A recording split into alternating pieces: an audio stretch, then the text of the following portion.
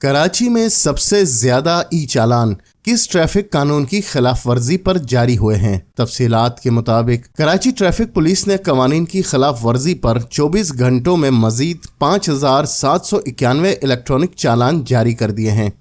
جس کے بعد گزشتہ 4 روز کے دوران ای چالانز کی تعداد 18,733 سے تجاوز کر گئی ہے۔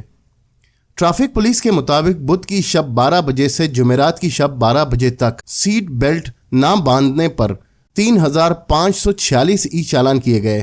بغیر ہیلمٹ موٹر سائیکل چلانے پر 1,555 ای چالان کیے گئے، ریڈ لائٹ کی خلاف ورزی پر 325، موبائل فون کے استعمال پر 166 اور اوور اسپیڈنگ پر 65 ای چالان کیے گئے۔ اسی طرح کالے شیشوں پر 40 ای چالان کیے گئے، نو پارکنگ پر 19 ای چالان کیے گئے، رانگ وے پر 13 ای چالان کیے گئے، اوور لوڈنگ پر 9 اور بیجا لوڈنگ پر 6 ای چالان کیے گئے ہیں۔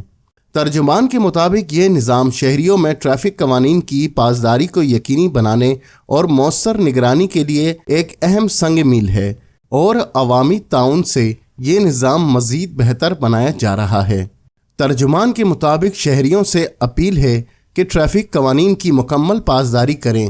تاکہ شہر میں ٹریفک کا نظام بہتر ہو اور حادثات میں بھی کمی لائی جا سکے۔